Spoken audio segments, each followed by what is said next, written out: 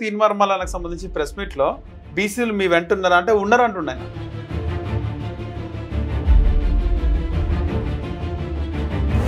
ఎవరున్నారు బీసీలు ఆయన అనమాట రమ్మని మరి ఎక్కడ బీసీ మాట్లాడలేదు. కనీసం ఆయన కాంగ్రెస్ పార్టీ సస్పెండ్ చేస్తే ఏ కాంగ్రెస్ కార్యకర్త అని చెప్పి ఎవడైనా మాట్లాడినా సానుభూతి కూడా వ్యక్తం చేయాలి. ఇది ఎట్లుండదంటే ఆయన ఆలోచన ఎట్లుందంటే ఇప్పుడు ఎడ్ల బండి పోతుంటే బండి కింద కుక్క పోతుంటుంది. కుక్క పోకుండా అది ఏమనుకుంటుంది అంటే ఈ బండి బరువు మొత్తం నేనే లాగుతున్నా అని ఆలోచిస్తారు. తీన్మార్మల కుక్క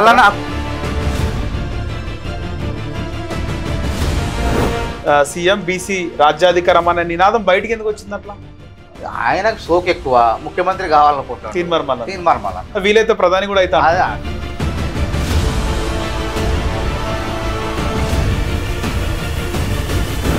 బీసీ ఉద్యమంలో నువ్వు ఎక్కడున్నావు? మల్లన్న పాపం ఆయన ఏదేదో ఊహించుకొని పాపం అతి చేసుకొని ఆయన కూర్చున్న కొమ్మను నరుక్కోండి. ఆ కొమ్మ మీద కూర్చుంటే చక్కగా కాంగ్రెస్ పార్టీ భవిష్యత్తులో ఆయనకు అవకాశాలు కోల్పోయింది.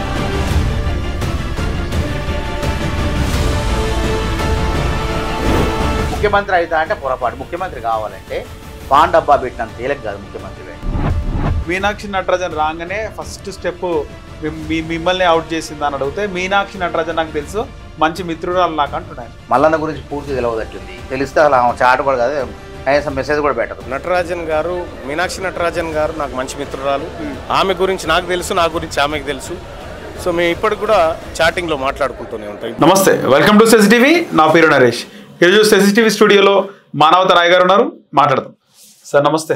నమస్తే. ముఖ్యంగా రాష్ట్ర రాజకీయాలు చూసుకుంటే తీన్మార్మలన్న బీసీ నినాదం, బీసీ ఉద్యమం అంటుండు. కాంగ్రెస్ పార్టీ సస్పెండ్ కూడా చేసింది.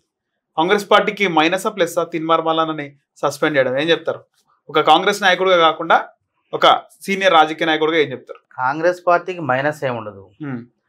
ఇట్లా ఈ విధంగా పార్టీలో వండుకుంటూ పార్టీ పట్ల పార్టీ ప్రతిష్టను భంగం కలిగిస్తూ పార్టీ ప్రతిష్టను మరి భంగం కలిగిస్తూ మాట్లాడే వాళ్ళు పార్టీలోంచి బయటికి పంపడం మంచిది. అందుకే సస్పెండ్ చేశారు.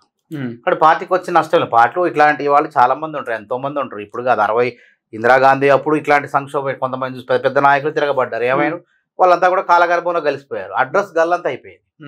ఎప్పుడైనా ఇవాళ మల్లన్న అనే వ్యక్తి సరే ఆయన యూట్యూబ్ పెట్టుకోనో ఏదో రావచ్చు, కానీ ఆయనకి రాజకీయ భిక్ష ప్రసాదించింది కాంగ్రెస్ పార్టీ. ఆయన ఎమ్మెల్సీ ఏంటంటే అది కాంగ్రెస్ పార్టీ భిక్షతోనే, ఇంకోటి కాదు. కాంగ్రెస్ లేకపోతే ఆయన గెలిచేవాడే కాదు. మేమందరం కూడా ఎందుకు పనిచేసినాం? కాంగ్రెస్ అభ్యర్థి మల్లన్న, కాంగ్రెస్ పార్టీ రాహుల్ గాంధీ, మల్లికార్జున ఖర్గే అతనికి బీఫామ్ ఇచ్చారు. రేవంత్ రెడ్డి గారు ఆయనకు మద్దతు తెలిపారు. కాంగ్రెస్ నాయకత్వం మద్దతు తెలిపింది. కాబట్టి మేము ప్రచారం చేసినాం. ఏమని చేసినాం? ఆ రోజు పల్లి బఠానీ అని చెప్పి రాకేష్ రెడ్డి ఆయన ప్రత్యర్థి ఏదైతే ఎమ్మెల్సీ పోటీ చేస్తాడో బీఆర్ఎస్ తరఫున, ఆయన కించపరిచిండు మల్లన్ని. నేను బిట్స్ పిలాని ఆయన బల్లి బఠానీ అన్నాడు. అంటే కేటీఆర్ అన్నాడు, రాకేష్ రెడ్డి అన్నాడు. అంటే మేమేమన్నాం అంటే ఓయూ కేయూ నీకు పల్లి బఠానీ లాగా కనపడతాయా? అయితే ఓయూ కేయూ విద్యార్థులు గ్రాడ్యుయేట్స్ ఎవరు కూడా నీకు ఓట్లేయవు. నువ్వు ఓన్లీ బిట్స్ పిలాని ఎవడైతే చదివిండో గ్రాడ్యుయేట్ వాడితోనే ఓటేయించుకో. మమ్మల్ని తక్కువ కించపరుస్తావా? ఓయూ కేయూ గ్రాడ్యుయేట్లు ఏం తక్కువ? దేశం మొత్తం ఉన్నాం. ఐఏఎస్లు, ఐపీఎస్లు, ప్రభుత్వ రంగంలో రకరకాలుగా రాజకీయ నాయకులుగా సేవలు చేస్తున్నారు అక్కడ చదివిన వాళ్ళు. నీకు ఎట్లా కనపడతాను అని చెప్పి మల్లన్నకు మద్దతు పలికినాం. ఆ విధంగా గెలిచిండు ఆయన. గెలిచిన తర్వాత పార్టీకి ఎంతటి వాడైనా సరే పార్టీలో ఉన్నప్పుడు విధేయుడు ఉండాలి. పార్టీ బయటికి పోయి నువ్వు లక్ష్యం అనుకో, పార్టీకి సంబంధం ఉండదు. అంటే వేరే పార్టీలో చేరనుకో, అంతేగాని పార్టీ ద్వారా గెలిచి పార్టీనే దూషిస్తే అది పెద్ద క్షమించరానటువంటి నేరం. ఎంత పెద్ద అంటారు బీసీ వాద విధానం. బీసీ అసలు కాంగ్రెస్ పార్టీ అధ్యక్షుడే బీసీ, జాతీయ అధ్యక్షుడు ఒక ఎస్సీ. సామాజిక న్యాయం చేయడంలో పెద్దన్న పాత్ర పోషించిన పార్టీ కాంగ్రెస్ పార్టీ. సామాజిక న్యాయం చేయడంలో 10 పార్టీలకు ఆదర్శవంతమైన పార్టీ కాంగ్రెస్ పార్టీ. నేను పుట్టక ముందు 62లో ఒక దళితుడైన దామోదరం సంజీవయ్యను, ఒక ఎస్సీని ముఖ్యమంత్రిని చేసినటువంటి చరిత్ర కాంగ్రెస్ పార్టీది. ముఖ్యమంత్రే కాదు, జాతీయ పార్టీ అధ్యక్షుడిని చేసింది ఆయన్ని. అక్కడ దాకేందుకు ఇప్పుడు మహేష్ కుమార్ గౌడ్ని బీసీని అధ్యక్షుని చేయలేదా? ఒక ఎస్సీ మల్లికార్జున ఖర్గేని జాతీయ అధ్యక్షుడు చేయలేదా? ఇంతకన్నా సామాజిక న్యాయం ఎక్కడ ఉంటుంది చెప్పండి? తీన్మార్మలని కాంగ్రెస్ పార్టీ యూజ్ చేసుకోలేదా? ఎన్నికల టైంలో అట్లని ప్రచార కమిటీ చైర్మన్ ఎన్ని కాంగ్రెస్ పార్టీలో ఇప్పుడు అందరు అంటే అన్ని నియోజకవర్గాలు ఇప్పుడు ఆయన తిరిగిండు, మెంబర్ కూడా తిరిగిండు. కాంగ్రెస్ పార్టీకి ప్లస్ అయిందంటే రాహుల్ గాంధీ ఆకర్షణ, రేవంత్ రెడ్డి గారి కష్టం, మల్లికార్జున కాంగ్రెస్ పార్టీ 6 గ్యారంటీలు, మేమంతా కూడా కార్యకర్తలు అందరం, మెయిన్ ముఖ్యంగా కార్యకర్తలు కాంగ్రెస్ పార్టీ 6 గ్యారంటీలని హాస్య హాత్ జోడో కార్యక్రమం ద్వారా ప్రతి ఇంటికి తీసుకుపోయినాం మేము. కాంగ్రెస్ కార్యకర్తల గొప్పతనం ఈ గెలుపంతా ఎవరిదో కాదు, నేనే కేసీఆర్ అట్లా అంటాడు ఆయన.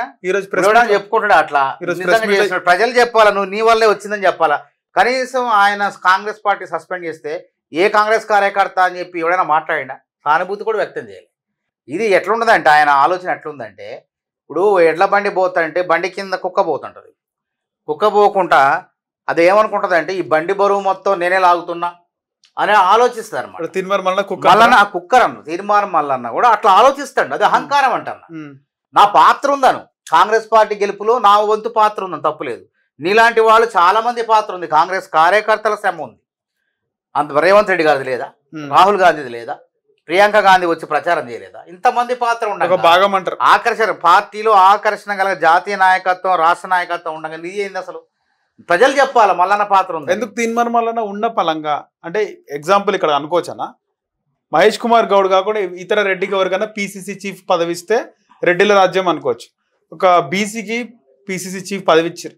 ఇచ్చిన చాలా రోజుల తర్వాత బీసీ గర్జన, బీసీ సీఎం, బీసీ రాజ్యాధికారం అనే నినాదం బయటికి ఎందుకు వచ్చింది? అట్లా ఆయనకు సోకు ఎక్కువ, ముఖ్యమంత్రి కావాలనుకుంటాడు తీన్మార్ మల్లన్న. వీలైతే ప్రధాని కూడా అయితే ఏమనగా తర్వాత ఎంతమంది చూసే కాలగర్భంలో మొత్తం మంది కలిసిపోయారు. నేను ఏమంటాను, ఆయన కించపరచాలని కాదు, వాస్తవాలు చెప్తాను.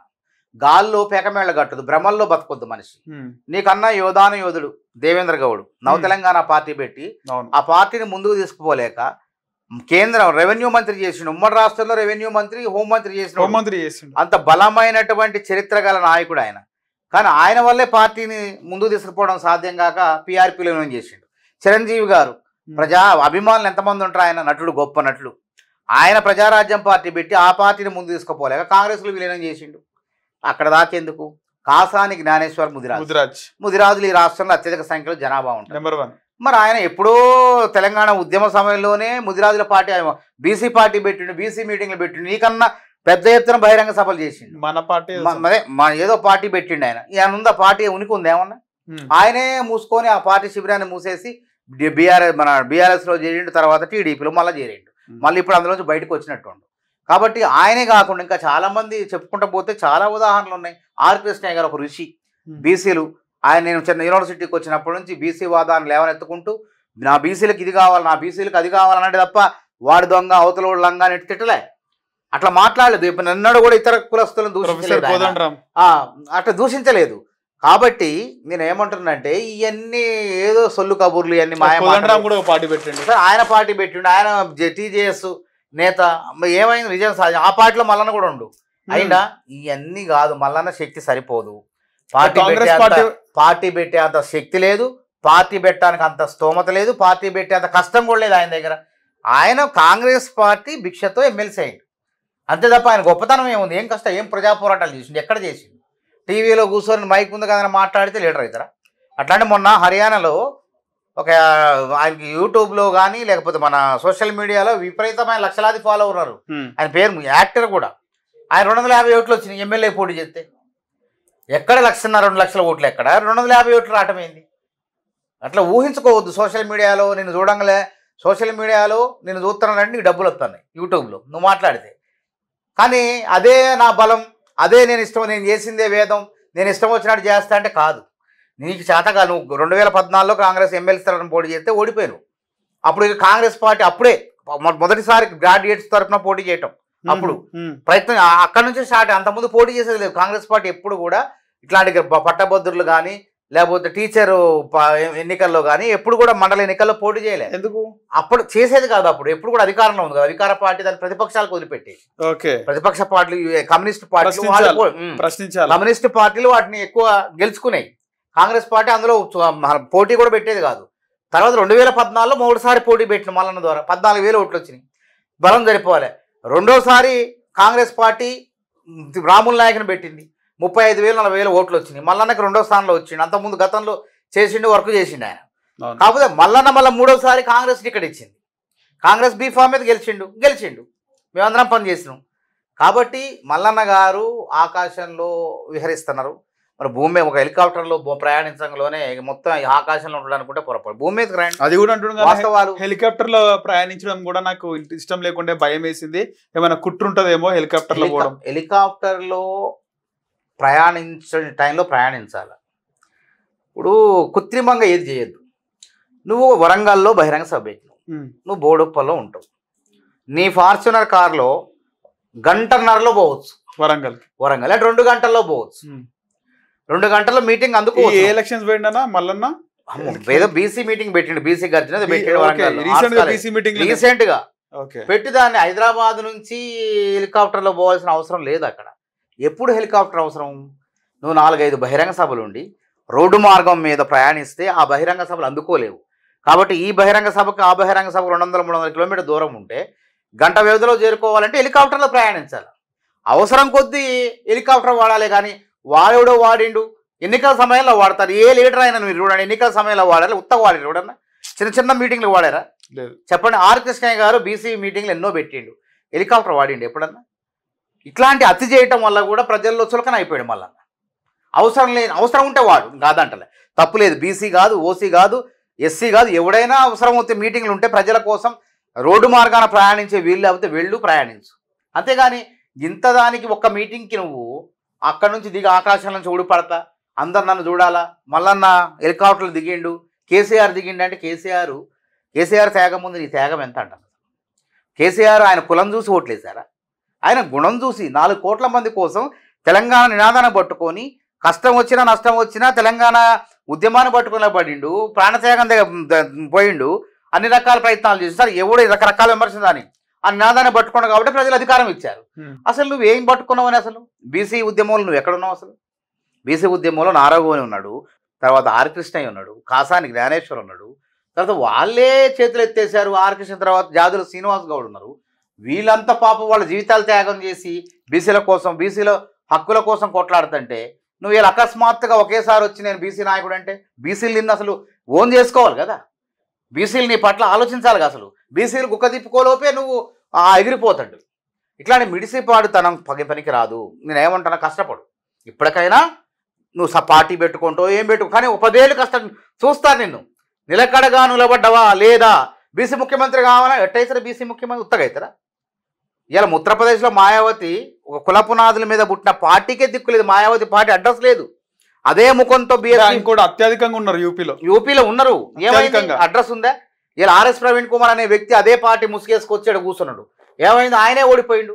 అందుకే అంబేద్కర్ ఎప్పుడు ఒక మాట అంటాడు, కులపునాదుల మీద ఒక నీతిని కానీ ఒక జాతిని కానీ నిర్మించలేము అని చెప్పి ఆయన స్పష్టంగా చెప్తాడు, రాస్తాడు ఆయన అంబేద్కర్. మరి ఆ మాత్రం ఇంగిత జ్ఞానం లేదు. కులపునాదుల మీద అంటే కులాలకు న్యాయం చేయాలి. రాహుల్ గాంధీ చెప్పింది ఏంది? కులాల్లో చాలా వెనకబడిన వాళ్ళు ఉన్నారు, వాళ్ళని రాజ్యాధికారం తీసుకురావాలి, వాళ్ళని ఆర్థికంగా ఆదుకోవాలి, వాళ్ళకి సంక్షేమ పథకాలు జరగాలంటే కులగణన జరగాలంటే కానీ కులాలతో పార్టీలు పెట్టాలనేగా అంబేద్కర్ సిద్ధాంతాన్ని అమలు చేస్తాడు కదా. కాబట్టి మల్లన్న కానీ ఎవరైనా ఊహించుకోవటం పొరపాటు. ఊహించుకోవద్దు. ఎవరికి వాళ్ళని ఎక్కువ ఊహించుకుంటే ఇంట్లో ప్రమాదం అయింది. ఇప్పుడు ఏమైంది? చక్కగా కాంగ్రెస్ పార్టీలో ఉంటే మల్లన్న ఒక 4 ఏళ్లకో 5 ఏళ్లకో 10 ఏళ్లకో కాంగ్రెస్ పార్టీలో బీసీల నుంచి ఒక గొప్ప నాయకుడు అయ్యాడు, మంత్రి అవుతుండేనా? గొప్ప నాయకుడు. రేపు ఏదైనా కాంగ్రెస్ పార్టీలో ఏదైనా సాధ్యం. ఒక కార్యకర్తగా ప్రస్థానం మొదలు పెడితే ఏదైనా కావచ్చు. ఇప్పుడు రోషయ్య గారు ఉన్నారు, ఎమ్మెల్సీగా ఆర్థిక మంత్రిగా కొనసాగాడు. చివరికి వచ్చేసరికి ముఖ్యమంత్రి కుర్చీ వచ్చి కూర్చొని ఆయన టైం ఎట్లా వస్తుందో చెప్పలేము. అందుకే నువ్వు ఉండాలి. గ్రౌండ్ లో ఉండి ఆట ఆడితే 6 కొడతావు, క్యాచ్ పడతావు, అవుట్ అవుతూ 4 కొడతావు. బీఆర్ఎస్ లో ఎట్లా చేస్తారు? బీఆర్ఎస్ లో సాధ్యం కాదు. బీఆర్ఎస్ లో కనీసం వర్కింగ్ ప్రెసిడెంట్ ఏమనండి బీసీకి, ఒక బీసీకి ఒక ఓసీకి ఏమనండి ఇస్తారా? సచ్చినంత కాలం కేసీఆర్ ఉంటే, అధికారం ఉంటే కేసీఆరే ముఖ్యమంత్రి, లేదంటే ఆయన కొడుకు, లేకుంటే ఆయన మనవడు హిమాంశు, ఇంకెవరో ఆయన ముని మనవడు. హరీష్ రావు కూడా కాలడు. ఆయన రక్తం ఆయన అంటే ఆయన వారసత్వం. మన ప్రాంతీయ డిఎంకే చూస్తాను కదా తమిళనాడులో ఏమవుతుంది. ఆడ డిఎం కరుణానిధి కొడుకు, ఇట్లా వాళ్ళే మనవడు, ఇంకో మనవడు రానే వచ్చిండు వారసత్వంలో. వేరే వాళ్ళకి అవకాశం ఎట్లుంటుంది? కాంగ్రెస్ పార్టీలో మహేష్ కుమార్ గౌడ్ బీసీసీ ప్రెసిడెంట్, రేవంత్ రెడ్డి ముఖ్యమంత్రి, బట్టి విక్రమార్క దళితుడు ఉప ముఖ్యమంత్రి. ఒక మంచి కూర్పు ఉంటుంది. అందరికీ రాజ్యాధికారం వస్తుంది. పక్క రాష్ట్రంలో ముఖ్యమంత్రి కుర్మ బీసీ, మరి బీఆర్ఎస్లో సాధ్యమైందా? సాధ్యం కాదు. కాబట్టి మల్లన్న పాపం ఆయన ఏదో ఊహించుకొని ఏదేదో ఊహించుకొని పాపం అతి చేసుకొని ఆయన కూర్చున్న కొమ్మను నరుక్కున్నాడు. ఆ కొమ్మ మీద కూర్చుంటే చక్కగా కాంగ్రెస్ పార్టీ భవిష్యత్తులో ఆయనకు అవకాశాలు ఇచ్చింది. అవకాశాలు కోల్పోయింది దెబ్బ. పోరాడే పార్టీ ముందు ఏజ్ కూడా ఉంది కాబట్టి వచ్చే అవకాశం ఉండేది. అన్ని ఆయన చేతులారా చేర్చుకోండి. మా లాంటి వాళ్ళని కూడా సపోర్ట్ చేసేవాళ్ళమే. కానీ అవన్నీ కోల్పోయింది. మేము ఎట్లా చేస్తాం? మేమెవరం పట్టించుకోము. పార్టీని ధిక్కరిస్తే ఆ రోజు నుంచే మేమందరం కూడా మాట్లాడతాం. బంగారు బాతులో ఒక గుడ్డ వెళ్తే ఒక్కొక్కటి తీసుకోవాలి. బంగారు బాతు గుడ్డుని ఒక్కొక్క బంగారు గుడ్డుని ఒక్కొక్కటి తీసుకోవాలి. కానీ మొత్తం ఒకేసారి ఎన్ని ఉన్నాయి ఒకేసారి తీసుకుని కోస్తే ఏమైంది? చచ్చిపోయి ఏం రాదు. అట్లా ఆయన దురాశ దుఃఖానికి చేటైంది. ఈరోజు ఏదో ఊహించుకోండి. నేను బీసీల గురించి మాట్లాడతా, కొట్లాడు, నిజంగా కొట్లాడు. ఇప్పుడు చూడు, రేపటి నుంచి చూడు, కొట్లాడాలి బీసీ గురించి. కొట్లాడు వద్దంటలే మేము, కొట్లాడు. కష్టం తెలుస్తుంది నీకేందో. కొట్లాడకుండా ఉత్తగానే వచ్చినాయి అన్ని గాల్లో మాట్లాడితే ఏదో కలిసి వచ్చింది. ఆ ఎమ్మెల్సీ అయినా ముఖ్యమంత్రి అవుతా అంటే పొరపాటు. ముఖ్యమంత్రి కావాలంటే పాన్ డబ్బా పెట్టినంత తేలిక కాదు ముఖ్యమంత్రి కావటం. పాన్ డబ్బా పెట్టొచ్చు, పర్మిషన్ తీసుకుని పెట్టొచ్చు. కానీ ముఖ్యమంత్రి కావాలంటే ఏంది? రేవంత్ రెడ్డి ఉత్తగైండా? కేసీఆర్ని ఢీకొండ అంటే ఎన్ని కష్టాలు పడిండు రేవంత్ రెడ్డి, ఎన్ని అవమానాలు ఎదుర్కొండు, ఎన్ని చీత్కారాలు ఎదుర్కొండు, ఎన్నిసార్లు జైల్లో పోయిండు. జైల్లో పోయిండు. ఒక పీసీసీ ప్రెసిడెంట్ ఉండి జైల్లో పోతాడా? పెట్టినా సరే రాహుల్ గాంధీ, మల్లికార్జున్ ఖర్గే ఆశీస్సులతో, కాంగ్రెస్ కార్యకర్తల ఆశీస్సులతో ఇలా ముఖ్యమంత్రి అయ్యిండు. ఉత్తగైండా? ఎంత మీరందరూ చూసారు ఆయన కష్టం ఏందో. కాబట్టి ఇవన్నీ లేకుండా నేను ముఖ్యమంత్రి అవుతా, నేను పార్టీ పెట్టుకుంటా అని కళ్ళగంటే కుదరదు. కష్టపడాలా. కళ్ళ సాధించాలంటే కష్టపడాలి. కనీసం 10 ఏళ్ళు, 14 ఏళ్ళు, 15 ఏళ్ళు నువ్వు తపస్సు చేస్తే, నువ్వు పోరాటం చేస్తే నువ్వేమైతో కూడా చెప్పలేము. మనం 5 ఏళ్ళు కష్టపడితే ఐఏఎస్ కావచ్చు, బయట ప్రపంచం తెలవకుండా. 5 ఏళ్ళు అన్ని త్యాగం చేసి కూర్చొని చదివితే ఐఏఎస్ కావచ్చు. కానీ నువ్వు 20 ఏళ్ళు పోరాటం చేస్తే నువ్వేమైతో కావో చెప్పలేము. అదే రాజకీయం. అట్లాంటి సాహసం చేయాలి నువ్వు. ఇలా ఆర్ కృష్ణయ్య గారు కొట్లాడి ఒకసారేమో వైఎస్ఆర్సీపీ దగ్గర రాజ్యసభ తీసుకుంటారు, ఇంకోసారేమో ఇప్పుడు బీజేపీ దగ్గర రాజ్యసభ తీసుకుంటారు. అక్కడ దాకా కులం ఉంటే నేను అంతా ఇంట్లో ఉన్నా అంటారు కాదు. మందకృష్ణ మాదిగ గారిని ఉదాహరణ తీసుకున్నాం. మరి ఈయన 30 లక్షల మంది మాదిగలు ఉన్నారు. మాదిగ జనాభా ఎక్కువే కదా. వర్ధనపేటలో 80% మంది, 80,000 ఓట్లు, 70,000 ఓట్లు మాదిగలు ఉంటారు. వర్ధనపేటలో ఎన్ని వచ్చినాయండి ఆయన ఓట్లు? గెలిచిండా? 4వ స్థానానికి పడిపోయాడు, 4, 5వ స్థానానికి పడిపోయాడు. అందుకే కుల పునాదుల మీద ఒక నీతిని కానీ ఒక జాతిని కానీ నిర్మించలేము. అంబేద్కర్ చెప్పింది దీన్ని గుర్తుపెట్టుకోవాలా. కులాన్ని బాగు చేసుకోవాలి, కులాన్ని ఆర్థికంగా చేసుకోవాలి. నా కులం ఉంది కదా అని చెప్పి నేను ముఖ్యమంత్రి అవుతా, నేను ప్రధానమంత్రి అవుతా అంటే ఉత్తదే. అదేవిధంగా ఇదే మందకృష్ణ మాదిగ గారు బట్టి విక్రమ్ మదిరలో 90% మంది మాదిగలు ఉంటారు. మదిరలో మరి అక్కడ కూడా డిపాజిట్ రాలేనకి మహాజన సంఘర్షణ సమితి పార్టీ పెట్టిండు. మరి కులం పునాదుల మీద ప్రజలు రాజ్యాధికారం ఇచ్చారా? ఇవ్వలేదు కదా. కులంలో రిజర్వేషన్ల కోసం కొట్లాడిండి అంతే. కానీ నేను కొట్లాడినా నేను ముఖ్యమంత్రి చేయమంటే అట్లా కాదు. అది కానే కాదు, అట్లా కావు. ప్రజలు ఎప్పుడు కావాలో, ఎప్పుడు ఏం చేయాలో అది నిర్ణయిస్తారు. ప్రజలు నిర్ణయిస్తారు. ఫలానా వ్యక్తి ముఖ్యమంత్రి, కొట్లాడిండు. రేవంత్ రెడ్డిని ప్రజలు నిర్ణయించారు. అధిష్టానం హైకమాండ్ ఆశీస్సులు అందించింది, ముఖ్యమంత్రి అయ్యింది. అంతేగాని అది ఏం లేకుండా, త్యాగాలు లేకుండా, కష్టాలు లేకుండా, ఒకటే సోషల్ మీడియాలో మాట్లాడితే, యూట్యూబ్లో మాట్లాడితే, గొట్టంలో మాట్లాడితే ముఖ్యమంత్రులు అవుతారా? కష్టం ఉండాలి, ప్రజల్లో వెళ్ళిపోవాలి నువ్వు. అప్పుడు కానీ సాధించలేవు. కానీ ఏం లేకుండా ఉత్త పుణ్యానికి నేను కావాలి, అప్పనంగా ముఖ్యమంత్రి కావాలని కళ్ళగంటే ఎక్కడి నుంచి వచ్చిండో అక్కడే ఆగిపోతారు. ఓకే, నెక్స్ట్ స్టెప్ ఏముంటుందన్న మీకున్న విశ్వసనీయ వర్గాల సమాచారం ప్రకారం తిరుమల మల్లన్న పార్టీ పెట్టే అవకాశం ఉందంటారా? ఆయన ఏమైనా చేసుకొని కాంగ్రెస్ పార్టీకి వచ్చింది నష్టం లేదు. కాంగ్రెస్ పార్టీ అంటే నష్టం గురించి అంటలేను, పార్టీ ఆయన ఏం చేసుకుంటే మనం చెప్పలేం కదా. ఆయన పార్టీ పెట్టుకొని లేదంటే బీఆర్ఎస్లోకి పోని, లేదా టీజీఎస్లోకి పోని, లేదంటే జనసేనలోకి పోని, టీడీపీలోకి పోని.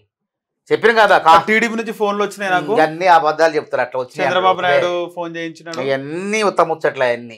చంద్రబాబు నాయుడు ఈయనకు ఫోన్ చేశాడు తీరిక లేకుండా. ఆయన తీరిక లేకుండా జాతీయ రాజకీయాల్లో బిజీగా ఉన్నాడు. ఆయన ఈయనకు ఫోన్ చేస్తారా? చెప్పు. చంద్రబాబు నాయుడు ఆ వ్యక్తిత్వం తెలుసు కదా మీకు. ఫోన్ చేయించిండు అని ఎందుకు చేస్తాడు? ఎవరు ఎందుకు మాట్లాడతారు? అసలు అవసరం ఏముంది? ఈయన పోయి అడుక్కోవడం తప్ప. అయినా కానీ అవకాశం ఇస్తారు వీరు. ఇట్లాంటి వాళ్ళు నమ్మరు, ఎవరు కూడా నమ్మరు. వ్యక్తిత్వాన్ని పోగొట్టుకుంటారు. వీళ్ళు చూడండి, ఒకప్పుడు మల్లన్నకి ఇప్పుడు మళ్ళీ తేడా చూడండి. సోషల్ మీడియాలో కూడా కామెంట్లు చూడండి ఎంత విమర్శనాత్మకంగా వస్తుంది. సోషల్ మీడియాలో అయితే బ్లాక్ మెయిలర్ అనే కామెంట్. సరే, అది ఆయన చేసిండా చేయలేదా అవి మనకు తెలియదు, ప్రజల నుంచి వస్తాయి వాళ్ళ వార్తలు.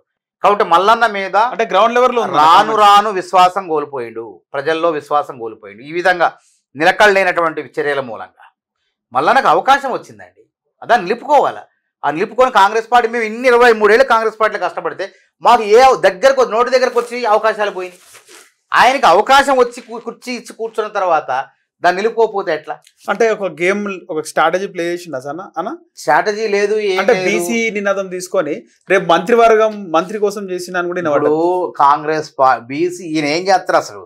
కాంగ్రెస్ పార్టీ 2014 పొన్నాల లక్ష్మయ్య గారికి బీసీని అధ్యక్షుడు చేసింది.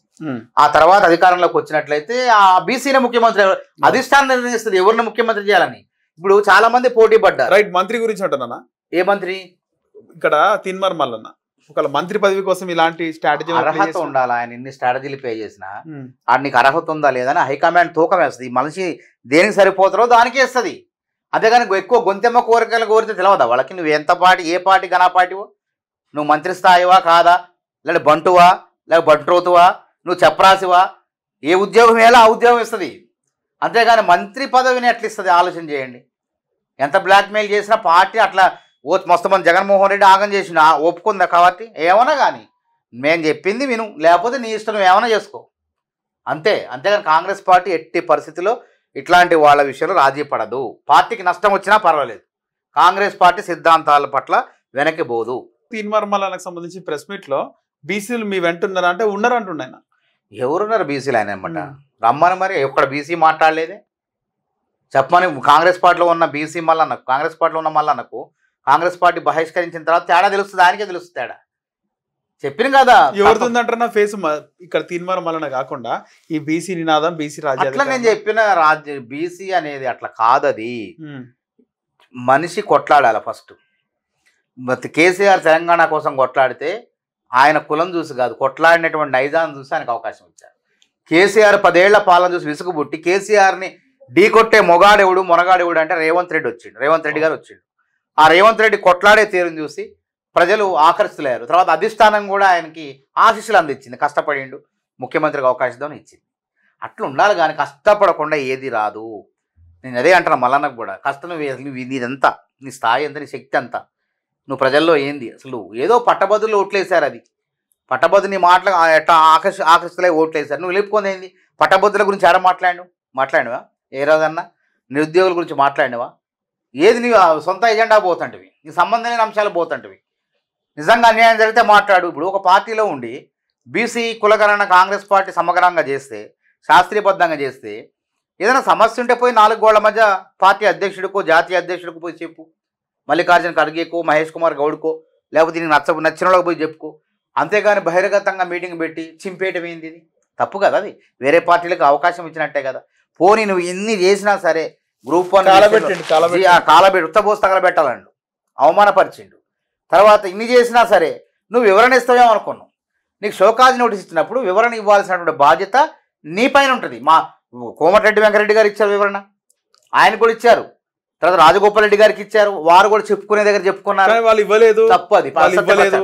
వాళ్ళు కూడా చెప్పుకుంటారు వేదికల మీద, ఎక్కడ అధిష్టానం చెప్పుకుంటారు, అది చూపిస్తారు అంతే కదా. పెద్ద నాయకత్వం వాళ్ళది. ఇదే చిన్నారెడ్డి కూడా గతంలో కాంగ్రెస్ నాకు కూడా ఇచ్చారండి షోకాజ్ నోటీసు. నాకు 2 సార్లు ఇచ్చారు. దేనికి? నేను రేవంత్ రెడ్డి గారు అప్పుడు గురించి డిబేట్ లో మాట్లాడుతుంటే అప్పుడున్నటువంటి నాయకత్వం ఇచ్చింది. నేను వివరణ ఇచ్చిన తర్వాత అధిష్టానం సంతృప్తి చెందింది. దాన్ని ఏం చేయలేదు, చర్యలు తీసుకోవాలి. వివరణ ఇవ్వాలి. అసలు నీకు షోకాజ్ నోటీస్ ఇచ్చినట్టు కారణం చెప్పు అడుగుతుంది. షో కాజ్ ఎందుకు ఇట్లా మాట్లాడావు, కారణం చెప్పు అంటే అదే కదా. నువ్వు ఏదో కారణం చెప్పాలా. ఇలా నువ్వు మీడియా మాట్లాడి వాడు చెప్పకుండా అహంకారంతో లెక్క చేయకపోవటం వల్ల ఏమైంది? కాంగ్రెస్ పార్టీ క్రమశిక్షణ చర్యలు తీసుకుంది. అది ఎంతటి వాళ్ళైనా ఉపేక్షిస్తారు చేస్తే. అంత నిర్లక్ష్యంగా ఉంటే, పార్టీ పట్ల లెక్కలేనితనం ఉంటే కాంగ్రెస్ పార్టీ క్షమించదు. సో ఇప్పుడు తీన్మార్ మల్లన్న గతంలో వెంకటరెడ్డి మాట్లాడినాడు, తర్వాత చిన్నారెడ్డి మాట్లాడినాడు అని ఇవి మాట్లాడుతున్నాడు. దాంతోపాటు కాంగ్రెస్ పార్టీ రెడ్లను ఒకలాగా చూస్తుంది, బీసీలను ఒకలాగా చూస్తుంది. తప్పు అది. బక్కా జడ్సన్ సస్పెండ్ చేయలేదా? సర్వే సత్యనారాయణ చేయలేదా? చెప్పండి. తర్వాత రాజగోపాల్ రెడ్డికి షోకాజ్ ఎస్సీలే షోకాజ్ నోటీస్ రాజగోపాల్ రెడ్డికి ఇవ్వలేదా? వెంకటరెడ్డికి ఇవ్వలేదు. వెంకటరెడ్డిని అధిష్టానం మాట్లాడింది పిలిచి పోయి వివరణ ఇచ్చుకున్నాడు. అంత జరిగిన తర్వాత ఎన్నికలకు పోయింది. అంత సఖ్యత కూర్చొని ఎన్నికలకు పోయింది. ఆ తర్వాత ప్రభుత్వం వచ్చింది. మళ్ళీ ఆ పేరు చెప్పుకొని రెడ్లకేం కాదు, రెడ్లు ఏదైనా కావాలని రాజకీయం అనమాట ఇది. ఈయన ముద్ర అందుకే వివరణ ఎందుకు లేదు? ఒక దురుద్దేశంతో కాంగ్రెస్ పార్టీ నుంచి ఎట్లయినా బయటికి పోవాలా. ఉత్తగా ఆయన చెప్పిన కాంగ్రెస్ పార్టీలో హత్యలు ఉండవు, ఆత్మహత్యలే ఉంటాయి. ఇలా మల్లన్న రాజకీయాల్లో అంతా కూడా కాంగ్రెస్ పార్టీలో ఎస్పెషల్ అన్ని పార్టీలో కాదు, అన్ని కాంగ్రెస్ పార్టీ ఉపేక్షిస్తుంది, ఒక నాయకుడికి అవకాశం ఇస్తుంది. కానీ వేరే పార్టీలో ఇప్పుడు ఇదే తప్పు బీఆర్ఎస్ పార్టీ చేస్తే ఒక్కరోజే చేసిన ఫస్ట్ రోజే తెగ నరుకుతారు, కథం ఆ రోజు ఎక్స్పెల్లే బహిష్కరణే ఉంటుంది. కానీ కాంగ్రెస్ పార్టీలో ఒకటో తప్పు, రెండో తప్పు, మూడో తప్పు, నాలుగో తప్పు, ఎన్ని తప్పులు చేసిన తప్పు లేకుండానే బర్తరఫ్ కూడా ఉంటుంది అనుకుంటా. ఇంకా బీపత్సం చేస్తే బహిష్కరణ కూడా ఉంటుంది, అదే ఎక్స్పెల్ బహిష్కరణ ఉంటుంది. కాబట్టి నీకు అవన్నీ చేయలేదు. ఒక ప్రజాస్వామ్యం ఉంటుంది కాంగ్రెస్ పార్టీలో, ఎంతటి వాడైనా మాట్లాడుకోవచ్చు. మళ్ళీ మాట్లాడుకుంటే నిజంగా ఎదుటివారి మనోభావాలు దెబ్బతినే పార్టీ గీత దాటిందంటే వివరణ ఇచ్చుకోవచ్చు. ఒకవేళ క్రమశిక్షణ చర్యలు తీసుకున్నా మళ్ళీ మరుసటి రోజు మరుసటి సంవత్సరము మళ్ళీ తీసుకునే అవకాశాలు కూడా ఉంటాయి. ఆ ప్రజాస్వామ్యం కాంగ్రెస్ పార్టీలో ఉంది, దాన్ని ఉపయోగించుకోవాలి. కావాలని దురుద్దేశంతో కాంగ్రెస్ పార్టీ నన్ను బహిష్కరించాలి అని ఇన్ని మాటలన్నా బహిష్కరించట్లేదు. అరే ప్రభుత్వం నివేదికను చింపినా బహిష్కరించట్లేదు, అరే వాళ్ళని తిట్టినా బహిష్కరించట్లేదు, లెక్కలేదన్నా. అంటే కావాలని కాంగ్రెస్ పార్టీ దురుద్దేశపూర్వకంగా ఆయన రాజకీయంగా మనుగడ సాధించడం కోసం కాంగ్రెస్ పార్టీతో బహిష్కరణ కావాలి, బహిష్కరణ అయ్యి బయటికి పోవాలి. అందుకే ఫ్రేమ్ బట్టి చూడన్నా, అంటే దాని వెనక ఏముంది, సస్పెన్షన్ చేసి ఈ కారణం నేను బీసీల గురించి మాట్లాడితే నన్ను సస్పెండ్ చేశారని బీసీల దగ్గర కృత్రిమ సానుభూతి పొందడం కోసం ఇవన్నీ డ్రామాలు, నాటకాలు. ఎందుకన్నా రేవంత్ రెడ్డి అంటే ఇంత చిన్న చూపు, తక్కువ అంచనా ఎందుకు అంటారు? ఎవరు? తీన్మార్ మల్లన్నకి. రేవంత్ రెడ్డి స్థాయి మల్లన్నది ఇవన్నీ వదిలిపెట్ట. రేవంత్ రెడ్డి ఎక్కడ, మల్లన్న ఎక్కడండి? రేవంత్ రెడ్డి ఒక అంచెలంచెలుగా ఒక గ్రామ స్థాయి నుంచి, జడ్పీటీసీ నుంచి, ఎమ్మెల్సీ నుంచి అధికార పార్టీ కాంగ్రెస్ ఉంటే ప్రతిపక్ష ఎమ్మెల్సీగా గెలిచి వచ్చిన దమ్మున నాయకుడు రేవంత్ రెడ్డి. కొట్లాండు చీకటి కొట్టాలో పెట్టినా, జైల్లో పెట్టినా నిజంగా రేవంత్ రెడ్డిని కేసీఆర్ అణచివేసే ప్రయత్నం చేసిండు. ఆయన ఎక్కడ అసలు దాని గురించి మాట్లాడటం కూడా సమయం వృధా. మళ్ళీ అసలు ఆయనతో పోల్చుకోవటం వృధా. నేను జైల్లో ఉన్నా, ఇప్పుడున్న మంత్రులు ఎవరైనా జైలు పోయారా? నేనే ఉన్న జైల్లో మొన్నటిదాకా. మంత్రులు పోయారో లేదో నాకైతే, రేవంత్ రెడ్డి అయితే పోయింది కదా ముఖ్యమంత్రి. ఈయన గురించి మేమంతా పోయినాం కదా, నువ్వేదో బ్యాగ్ తిట్టినవో ఏం చేసినవో దానికి కేసులు పెట్టారు, పోయినవు. సరే మేము కూడా అరే మల్లన్న లాంటి జర్నలిస్ట్ పై అక్రమంగా కేసులు పెట్టి మేము కూడా ఖండించినాం ఆ రోజు. కానీ అదే పెట్టుకొని నువ్వు దేనికోసం పోయినావు, నీ స్వార్థం కోసం పోయినావు, దేనికోసం పోయినావు, మేమైతే ఖండించినాం. పార్టీ కూడా నేను గుర్తించింది, అవకాశం ఇచ్చింది. ఇంకేం కావాలి నీకు చెప్పు? పార్టీ వెంటనే ఇస్తుందా? యోధాన యోధులు ఉంటారండి కాంగ్రెస్ పార్టీలో. కిరణ్ కుమార్ రెడ్డి గారు ఉమ్మడి రాష్ట్రం చరిత్ర, రోషే గారి గురించి చెప్పిన. కిరణ్ కుమార్ రెడ్డి గారు స్పీకర్గా మంత్రిగా పనిచేయలేదు, ముఖ్యమంత్రి అయ్యిండు. అవును. ఇప్పుడు రేవంత్ రెడ్డి గారు టీడీపీ నుంచి వచ్చిండు. ఆయన కష్టం ఆయన చూశారు, ఆయన తెగవ చూసి సోనియా గాంధీ, రాహుల్ గాంధీ, మల్లికార్జున ఖర్గే ఆశీర్వదించారు, ముఖ్యమంత్రి పదవి ఇచ్చారు.